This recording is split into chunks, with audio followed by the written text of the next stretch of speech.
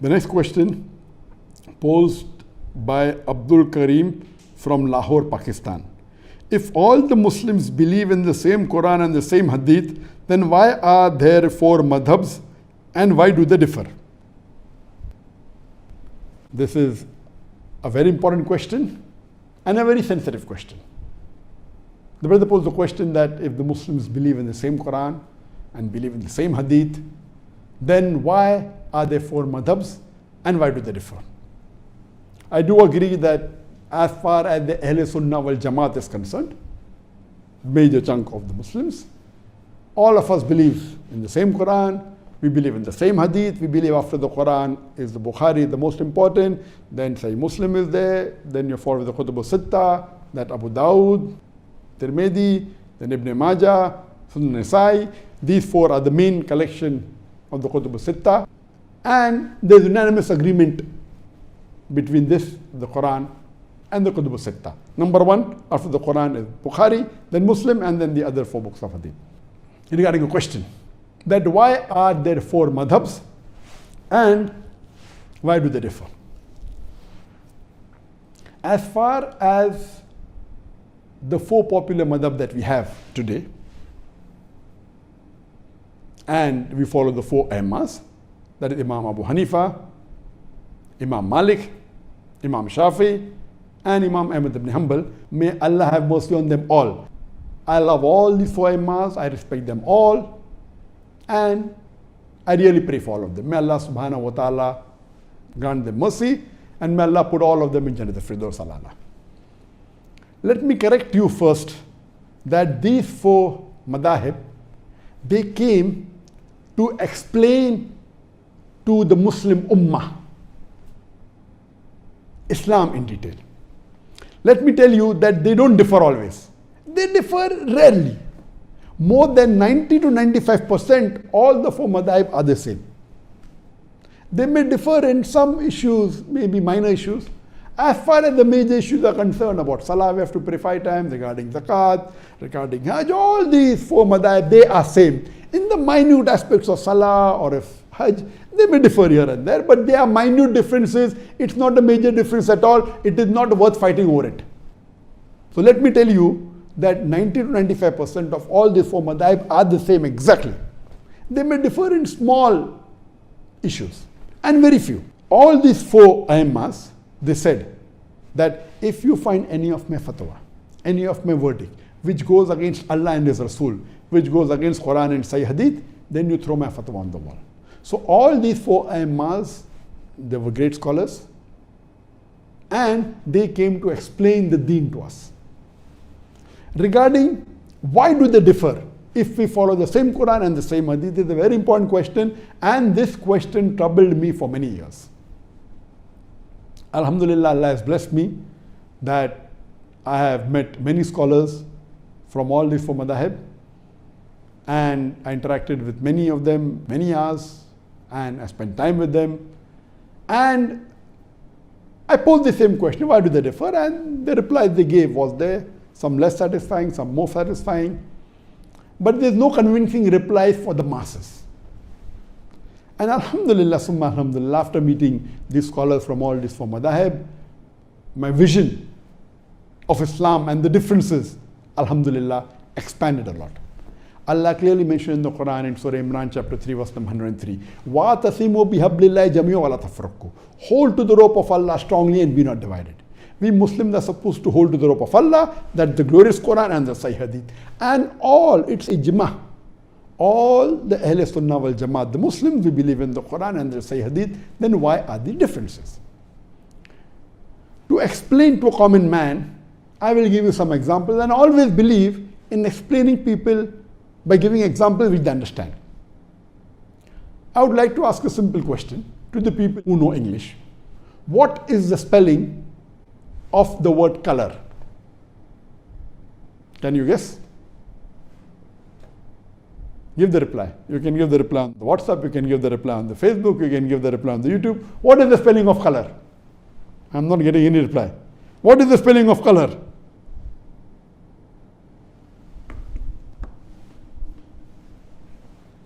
What is the spelling of color? Some may say the spelling of color is C-O-L-O-U-R.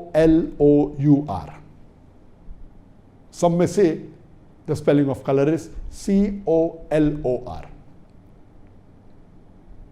Which is correct? A person who is well versed with English will tell you that the first spelling is the spelling of British English. C-O-L-O-U-R is the British spelling for the word color. C-O-L-O-R is the American spelling for the word color. I am asking the question, which is correct? C-O-L-O-U-R or C-O-L-O-R? And again, you'll have difference of opinion. Some will say C-O-L-O-U-R is correct if he's a British. Some will say C-O-L-O-R if he's an American. Some will say both are correct. But even if they differ, you never find them fighting over this issue. They may differ. A Britisher will say C-O-L-O-U-R is correct. I'm an Indian. We were ruled by the Britishers, and quite a large portion of the world was ruled by the Britishers. So all those who were ruled by the Britishers and we were British colonies, we will follow British English and we'll say the spelling of color is C-O-L-O-U-R. The American will say C-O-L-O-R. We agree to both. A Britisher would prefer C-O-L-O-U-R, but if someone says C-O-L-O-R, fine.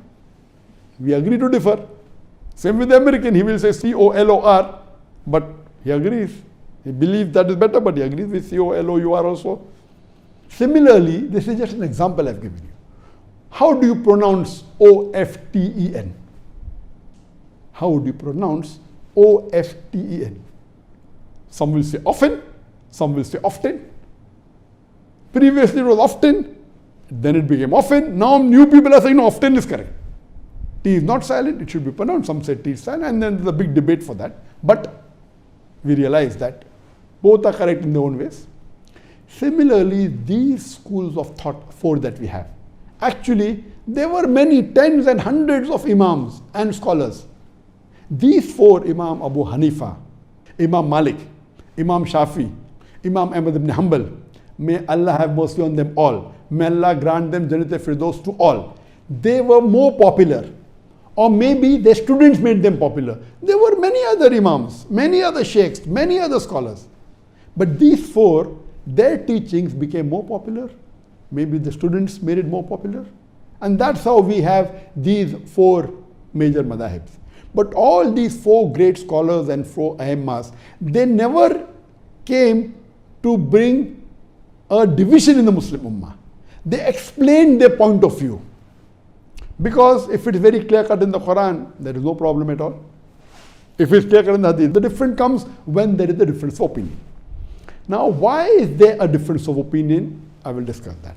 Previously, I used to think, okay, fine, maybe the difference is in the Hadith. Some people say Sahih Hadith, some people Zaif Hadith. That is the difference. That is not the real answer. That may be in some cases. After meeting so many fuqahas and scholars of the different madhahib, I've come with this example of the spelling or the example of pronunciation. So similarly, these madhahib differ. What is the major reason?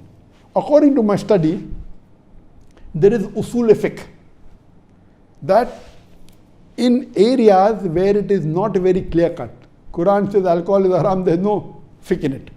Allah says haram, it's haram. So no one will differ allowed or not allowed. So that's common. Where there is difference in understanding the Quran or the Hadith, etc., then the fiqh starts. So as far as usul fiqh is concerned, there are different criteria for giving your ruling on fiqh. Some may have 5 criteria, some may have 6, some may have 7, some may have 9, some may have even 10. I will not discuss in detail, time does not permit and difficult for common man to understand. I'll just give you a few examples for better understanding. Number one difference is difference in the criteria. As far as the first 2 criteria are concerned, it is the same. Number one criteria in all madhahib, all schools of thought, it is Quran. Number one, there is no difference in it. Number 2 is the mutawatir hadith.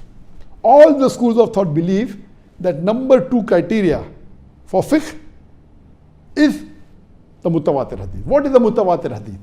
There are various different classifications of hadith, One of the classifications is depending upon the narrators, the chain of narrators. Mutawatir hadith means a hadith in which there are various chains of narrators in every generation. That means that hadith has been narrated by many sahabas who heard the Prophet say that. Then the next generation, Tabain, there are many Tabains who repeated that hadith.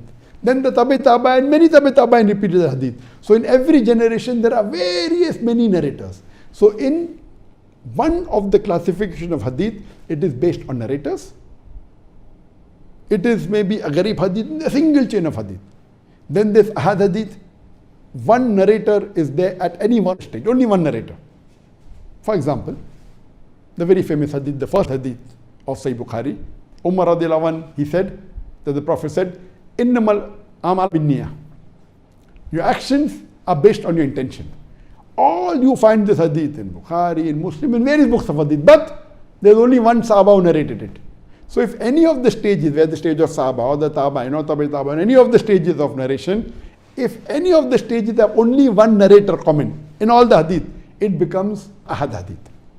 So there are various chain of narrators, but all the narrators end to Umar radiallahu anh, and then Umar radiallahu anh narrated what the Prophet said. So it becomes the Ahad hadith. It may be a Mashhur hadith, there may be 2 or 3 narrators, and it keeps on various categories. The highest category is Mutawatir. That means several narrators at every stage. That means every stage have many narrators. Number is not fixed, there has to be more than 4 or 5. Every stage. Some are 20, some are 30 at every stage. So number 1 is the Quran. Number 2 is the Mutawatir hadith. All the schools of thought agree that the number 2 highest category of evidence after the Quran is the Mutawatir hadith. Third category onwards, the third criteria of evidence differs in different schools of thought. Some have 5 criteria, some have 6, some have 7, some have 10 criteria. In some schools of thought, the third criteria, highest criteria of evidence is even Ahad hadith. As long as it's a Sahih hadith, even Ahad, no problem. It can be a Mashhur hadith, it is the third highest. And some school of thought, no. The third after the Mutawatir hadith is the urf, is the custom. That if the people of Medina did this act, it is the custom, it is the third highest, higher than even a Sahih hadith, which is the Ahad hadith. Some will say no, it is qiyas, analogy. So different schools of thought have different criteria in order. First 2 is the same, the third may be a Sahih Ahad hadith, some may say no, urf, the custom, some may say qiyas, analogy. Other group, the fourth becomes Ahad hadith, the fourth becomes custom in some schools of thought. So from the third onward, it differs. So based on this difference, some may prefer custom as a higher. So if it is not there in the Quran, if it is not there Mutawatir hadith, it is an Ahad hadith. So this school of thought is Ahad hadith. The other says it is in Ahad hadith, but it is not there in the urf. So I will not believe, I will give urf more importance, custom more importance. So the differences arise in what you give more importance to. Do you give importance more to urf, the custom? Do you give more importance to qiyas, analogy? Or do you give more importance to Ahad hadith? From third level, it keeps on differing in different schools of thought. So because of that, what you give more importance to differs. That's how the ruling differs. But all these rulings are minor. What we have to understand, that we have to respect the ruling of all the 4 schools of thought. Because all the 4 schools of thought are based on Quran, they are based on hadith, but the level of importance may differ. Some schools of thought say, they may have a criteria. If you're talking about Salah, it should be a Mutawatir hadith. Because Salah, the Prophet prayed in public, almost all the Sahabas saw him. So if you give about Salah, Ahad hadith, though it is Sahih, I will not follow. If it is Salah, it has to be evidence for Mutawatir hadith, otherwise I will not follow. That is their thinking. You may agree, you may not agree. You may say no, it's Ahad hadith, one Sahaba reported it, it is sufficient for me. It's a Sahih hadith, fulfills the criteria of Sahih, it is sufficient for me. Other school of thought say no, if it's other matter, I will believe in Ahad hadith. But Salah, such an important thing, Prophet prayed every day, 5 times a day, it should be a Mutawatir hadith. Difference of opinion. So how do you differ? So the third and the fourth and the fifth level of criteria after the first two differ. This is the reason why the major difference is there in the four schools of thought. It may be difficult for people to understand. Number two, the difference may also be that you may differ that whether it's a Sahih Hadith or not. Some may say it's a Hasan Hadith. Hasan Hadith is the lowest level of Sahih Hadith. Some will say no, it is a Daif Hadith. So Daif Hadith is not a Hujjah, is not an evidence for saying something is fard or something is haram. It may have other values. So the Muhaddithin may differ, and when they differ in minute. Some may say Hasan, some may say Zaif. Hasan is the lowest category of Sahih. Classifying Hadith on the basis of whether it is Sahih, Zaif or Mawzu is another classification. Sahih Hadith itself, there are 10 types of Sahih Hadith. Then comes Zaif, then comes Mawdu. Time will not permit to go into details. So the second type of difference of opinion in fiqh, besides the criteria, is whether the Hadith is Sahih or Zaif. Few. Third may be difference in understanding the Hadith. For example, the Hadith of the Prophet ﷺ, that after ruku, the Prophet stood and he kept his hands where they were. So some schools of thought, I'm not mentioning the names purposely, some schools of thought say the Prophet kept his hand on his chest. Before he went to ruku, the hand was on the chest. So after ruku, when they get up, they keep the hand on the chest. The other Aimma say no. Before starting the salah, where were the hands? The hands were at the side. So when they get up from ruku, they keep the hands on the sides. So here you understand that the difference is because understanding the hadith. All of them agree that the hadith is sahih, but one fuqaha agrees this hadith refers to where were the hands before going to ruku. The other fuqahas agree that it was before starting salah. So difference in interpreting the hadith. So one is because of criteria, which is the major difference. Number two is that difference in whether it's a sahih or zaif. Number three, in understanding the hadith. Similarly, there can be a difference in understanding the Quranic verse also. For example, the verse of the Quran says that when a woman touches, your wudu breaks. So one fuqaha agrees that physical touch breaks the wudu. The Arabic word is masa, coming from the word lamasa. Lamasa has got two meanings in Arabic. One means a sexual touch, one means a physical touch. So one fuqaha takes it as a physical touch and says physical touch breaks the wudu. The other fuqaha says no, it means sexual touch, so physical touch does not break a wudu. So the differences are there in understanding the meaning of the verse of the Quran. So because of these differences, whether it be difference in criteria, whether it be difference in whether it's Sahih or Zaif hadith, whether it's a difference in understanding the hadith, whether the difference in understanding the verse of the Quran, because of this, the differences are there, and these differences are minor. We should not fight over it. What we find today, that because of these issues, there are some people who just study for a few months or few years, and they start saying that, okay, my fiqh is the best and is the only right one, which is wrong. All these were great fuqahas. We love them all, we respect them all. Even they among themselves, when they differed, they respected. They agreed with the other view. What they said, my view I think is afzal. It is better. That doesn't mean you are wrong. But today, most of them, you are wrong, I'm right. What I say, even I am right. To say I am only right is a big problem. Or you can say, I think this is afzal, this is better. That you can say. But today what we have, no, I am only right, you are wrong. Because of that, there is tension and there is fighting. We Muslims should be united. These are petty issues.